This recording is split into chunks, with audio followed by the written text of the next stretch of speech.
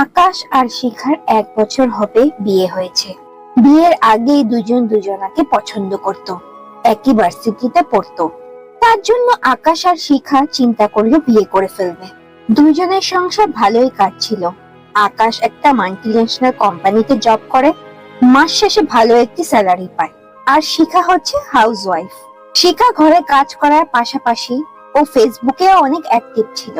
ফেসবুকে নতুন নতুন ফ্রেন্ড বানাতে ওর ভালো লাগতো। মেয়ে বন্ধুর পাশাপাশি ছেলে বন্ধুও ছিল শিখার। সবসময় শিখা ফেসবুকে অ্যাক্টিভ থাকতো, ফেসবুকে লাইভে এসে নাচ গান করতো আর অনেক অনেক ফ্রেন্ড বানাতো। তেমনি একটা শিখার ফ্রেন্ড ছিল রাহুল। রাহুল আর শিখা দুজনেই চ্যাটিং করতে খুব ভালোবাসতো, তাই প্রতিনিয়তই শিখা আর রাহুল দুজনকে মেসেজ করতো। শিখা, তুমি জানো তোমার সাথে মেসেজ করতে আমার খুবই ভালো লাগে। তোমার সাথে সব মনের কথা বলে মনটা একদম হালকা হয়ে যায়। আমারও তোমার সাথে মেসেজ করতে খুব ভালো লাগে। আমার তো অনেক বন্ধু বান্ধব আছে, কিন্তু তাও তোমার সাথে মেসেজ করি, মনে কথা বলতে পারি। যাক, এখন আর মেসেজ করতে ভালো লাগছে না, মনটাও বেশি ভালো নেই। পরে আবার তোমাকে মেসেজ করব। কেন, কি হয়েছে? মন খারাপ কেন? আমাকে বলো, আমাকে শেয়ার করো। আমি যদি কোনো তোমার কাজে আসতে পারি তাহলে আমার খুব ভালো লাগবে। প্লিজ আমাকে শেয়ার করো। আমার মা অনেক অসুস্থ, চিকিৎসা করাতে পারছি না, হাতে কোনো টাকা পয়সা নেই। তা চিন্তা করেই একটু মন খারাপ হচ্ছে আর টেনশন হচ্ছে, কি করব। ও, এই কথা। আমাকে বলো তোমার কত টাকা লাগবে,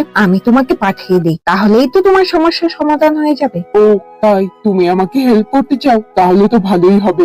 আমার মার ডাক্তার দেখাতে হবে আর টেস্টও করাতে হবে, তার জন্য মোটমাট 20,000 টাকা লাগবে। আমার হাতে টাকা আসলেই আমি তোমাকে দিয়ে দিব। তুমি আমাকে তাহলে পাঠিয়ে দাও টাকাটা। যেহেতু শিখা রাহুলের সাথে কথা বলতে বলতে অনেক ফ্রি হয়ে গেছিল, আর শিখা রাহুলকে বিশ্বাসও করা শুরু করে দিয়েছিল, তাই রাহুল যত টাকা বলে শিখাকে পাঠাতে শিখা কোনো চিন্তা ভাবনা না করেই পাঠিয়ে দেয়। এভাবে 1 মাস কেটে গেল।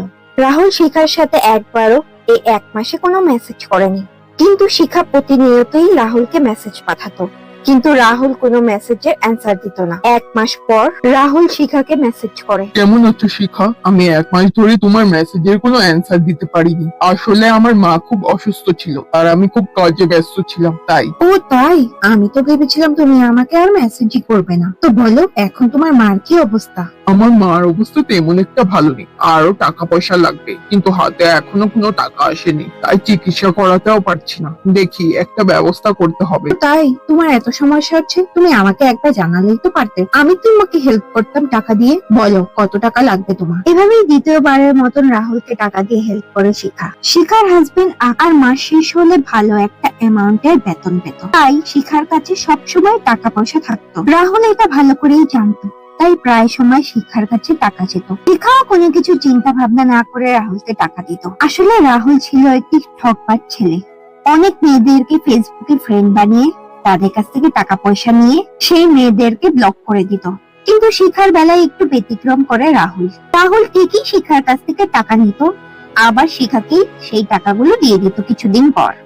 এইভাবে একদিন শিখা, আমার এই ব্যাগে 10 লাখ টাকা আছে। আমার বস আমাকে অনেক বিশ্বাস করে, তাই রাখতে দিয়েছে আমাকে। তুমি এটা যত্ন করে রেখে দাও, যখন আবার লাগবে তখন তোমার কাছ থেকে চেয়ে নিব। এই বলে শিখা ব্যাগটি আলমারিতে রেখে দেয়। অনেকদিন কেটে যায়, রাহুলের সাথে কোনো শিখার মেসেজ হয় না। শিখা 1 সপ্তাহের জন্য তার মার বাসায় থাকতে চায়। শিখার মা মোটেও পছন্দ করতো না। শিখা সারাদিন মোবাইল নিয়ে বসে থাকতো আর ফেসবুকে চ্যাটিং করতো। কিরে শিখা, আসার পর থেকেই দেখছি তুই মোবাইল নিয়ে ব্যস্ত। এতদিন পর মার বাসায় আসলি, মার সাথে একটু দুইটা কথা বলবি কি? তুই মোবাইল নিয়ে পড়ে আছিস। সারাদিন কি শ্বশুর বাড়িতে এভাবে মোবাইল নিয়ে পড়ে থাকিস? কাজকর্ম তুই কিভাবে করিস? যখন থেকে এসেছিস তখন থেকেই দেখি হাতে মোবাইল নিয়ে বসে আছিস। আসলে শিখা কলেজ লাইফ থেকেই ফেসবুকে অ্যাক্টিভ ছিল, নাচ গান করতো, লাইভ করতো। তা শিখার মা মোটেও পছন্দ করতো না, শিখার সাথে খুব রাগারাগি করতো, কিন্তু শিখা তা কোনো পাত্তাই দিত না। ওফো মা, তুমি কি এখনো আমাকে কলেজে পড়া মেয়ে মনে করছো? আমি এখন বড় হয়েছি, বিয়ে করে ফেলেছি। তুমি তো জানোই আমার ফেসবুকিং করতে কত ভালো লাগে, লাইভ করতে কত ভালো লাগে, আর ফ্রেন্ড বানাতে কত ভালো লাগে। তাই ফেসবুকে আমার ফ্রেন্ডের ছবি আপলোড দিয়েছে, তাই দেখছিলাম। আচ্ছা মা, আমি তোমাকেও একটা ফেসবুক অ্যাকাউন্ট খুলে দিব, তাহলে দেখবে তুমিও মজা পাবে ফেসবুকিং করে। আমার এইসব ফেসবুকিং মেসবুকিং খুলে দেওয়ার কোনো দরকার নেই।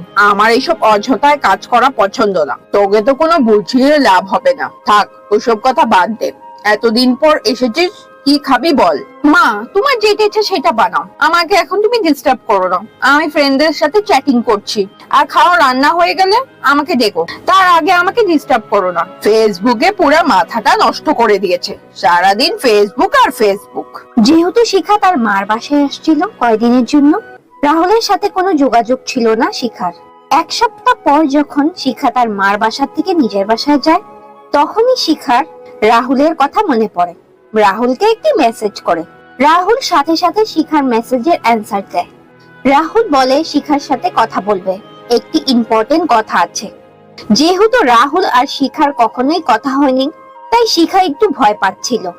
শিখা ভয় পেলেও রাহুলকে কোনো বুঝতে দেয়নি। শিখা রাহুলের কথায় রাজি হয়ে যায়। রাহুল শিখাকে মেসেঞ্জারে ফোন দেয়। দুইজনে অনেকক্ষণ ধরে কথা হচ্ছিল। এভাবে শিখা আর রাহুল কথা বলতে বলতে দুইজনেরই ভালো লাগতো, তাই প্রতিনিয়ত শিখা আর রাহুল কথা বলতো। কিন্তু তার শিখার হাজবেন্ড আকাশ কোনোভাবেই জানতো না, কারণ আকাশ খুব ভোরে অফিসে চলে যেত আর খুব রাতে অফিস থেকে ফিরে আসতো। এভাবেই দুজনের ভালো দিন কাটছিল কথা বলতে বলতে। একদিন, শিখা, আমি যে তোমাকে টাকাটা রাখতে দিয়েছি, আমাকে সেটা দাও। আমার বস সেটা চেয়েছে, আজকে সেটা অফিসে যাওয়ার সময় নিতে হবে। শিখা ভয়ে ঘামাতে লাগলো। শিখা চুপ করে রইলো, চুপ করে আকাশের দিকে তাকিয়ে রইলো। কিছুদিন আগের ঘটনা, যখন শিখা আর রাহুল কথা বলা শুরু করেছিল, রাহুল শিখার কাছে 10 লাখ টাকা চেয়ে বসে। শিখাও কোনো চিন্তা ভাবনা না করে আকাশ যে 10 লাখ টাকা রাখতে দিয়েছিল তা রাহুলকে দিয়ে দেয়। রাহুল শিখাকে বলেছিল 1 সপ্তাহ পর টাকাটা দিয়ে দিবে, কিন্তু 2 সপ্তাহ হয়ে গেছে, রাহুল টাকাও দেয় না আর শিখাকে ফোনও করে না। শিখা বারবার মেসেজ করলেও কোনো মেসেজের অ্যান্সার দেয় না। তাই শিখা ভয়ে আকাশের সামনে চুপ করে আছে। কি হয়েছে শিখা, চুপ করে আছো কেন? টাকাটা বের করে দাও, আমার অফিসে যাওয়ার সময় হয়ে গেছে, তাতেই বের করে দাও, আমি নিয়ে চলে যাই। আকাশ, টাকাটা তো আমার কাছে এখন নেই। আমার একটা ফেসবুক ফ্রেন্ডের টাকার খুব প্রয়োজন ছিল, তাই ওকে দিয়েছি। ও বলেছে 1 সপ্তাহ পর দিয়ে দিবে, কিন্তু এখন 2 সপ্তাহ হয়ে গেছে, ও আমার ফোনও ধরছে না আর আমাকে মেসেজও করছে না। কি কি বলছো এসব কথা? তুমি ফেসবুক ফ্রেন্ডকে এত টাকা দিয়ে দিয়েছো? তুমি চিনো না, জানো না, বাসা কোথায় কিছুই জানো না, তুমি ওকে এত টাকা দিয়ে দিলে? তুমি তো জানোই ফেসবুকে কত ফ্রড মানুষজন থাকে, তুমি তাকে 10 লাখ টাকা দিয়ে দিলে? আমি এখন আমার বসকে গিয়ে কি বলবো? আমাকে তো চাকরি থেকে বের করে দিবে। আমি ভেবেছিলাম তুমি সারাদিন বাসায় থাকো, ফেসবুক চালাও, তাতে তোমার একটু টাইম পাস হয়, তাই আমি তোমাকে কোনো কিছু বলিনি। তুমি এত বড় সর্বনাশটা করে দিবে? এখন তো আমাদের পথে বসে ভিক্ষা করতে হবে, বসকে আমি কি জবাব দেব? আকাশ শিখার সাথে অনেক রাগারাগি করতে থাকলো। শিখাও এত রাগ দেখে আকাশের কান্নাকাটি করা শুরু করলো। আগে কখনো আকাশ শিখার সাথে খারাপ ব্যবহার করেনি। আজকে তার একটা ভুলের কারণে আকাশের চাকরি চলে যাবে, তা চিন্তা করেই শিখা কাঁদতে লাগলো। এখানে আবার রাহুল শিখার কাছ থেকে টাকা নিয়ে ফেসবুক, মোবাইল সবকিছু বন্ধ করে রাখে, কারণ রাহুল দিনের পর দিন মেয়েদের কাছ থেকে টাকা নিয়ে মেয়েদেরকে প্রতারণা করত। আর এইটা শিখা খুব ভালো করেই বুঝে গেছিল, তাই আকাশের কাছ থেকে ক্ষমা চাচ্ছিল। প্লিজ আকাশ, আমার অনেক বড় ভুল হয়ে গেছে, আমাকে ক্ষমা করে দাও তুমি। আমি আর কখনো ফেসবুক চালাবো না, আর ফেসবুকে কোনো সময় ফ্রেন্ড বানাবো না। তুমি আমাকে এইবারের জন্য ক্ষমা করে দাও আকাশ, প্লিজ আকাশ, প্লিজ। তুমি যখন তোমার ভুল বুঝতে পেরেছো, তাই এইবারের জন্য আমি তোমাকে ক্ষমা করে দিচ্ছি। তুমি আর কখনো ফেসবুক চালাবে না। যাই, এখন আমি অফিসে যেয়ে দেখি বসের সাথে কথা বলে আমার এখন চাকরিটা থাকবে নাকি থাকবে না, আবার নাকি পথে বসে ভিক্ষা করতে হয়। এই বলে আকাশ অফিসের জন্য চলে গেল। অফিসে যেয়ে বসকে সব ঘটনা খুলে বলল। যেহেতু আকাশ অনেক বছর ধরে সেই অফিসে চাকরি করত, তাই আকাশের বসও আকাশকে খুব ভালো করে চিনে। তাই বস এবারের জন্য আকাশকে ক্ষমা করে দেয়। এভাবেই 6 মাস কেটে যায়। শিখা এখন ফেসবুকে কোনো অপরিচিত মানুষের ফ্রেন্ড রিকোয়েস্ট অ্যাকসেপ্ট করতো না। ফ্যামিলি মেম্বারদের সাথে চ্যাটিং করতো আর কথা বলতো। এভাবেই একদিন যখন শিখা টিভি দেখছিল, হঠাৎ করে নিউজ চ্যানেলে রাহুলকে দেখে। অনেকদিন ধরে এই প্রতারককে পুলিশরা খুঁজছিল। বিভিন্ন নামে ফেসবুকে অ্যাকাউন্ট করে মেয়েদের কাছ থেকে টাকা নিয়ে পালিয়ে যেত। তাই অসংখ্য মেয়েরা এই রাহুল নামে ছেলেটির নামে মামলা করে। আজকে অনেক বছর পর পুলিশ ছেলেটিকে ধরতে পেরেছে। তাই যারা যারা এই নিউজটি দেখছেন, সবাইকে আপনারা সতর্ক করুন, আর আপনারাও সতর্ক হন। যাকে তাকে ফেসবুকে ফ্রেন্ড রিকোয়েস্ট পাঠাবেন না, আর যাকে তাকে ফ্রেন্ড রিকোয়েস্ট অ্যাকসেপ্ট করবেন না। আপনারা ভালো থাকুন, সুস্থ থাকুন, আশেপাশের মানুষদেরকে সতর্ক করুন।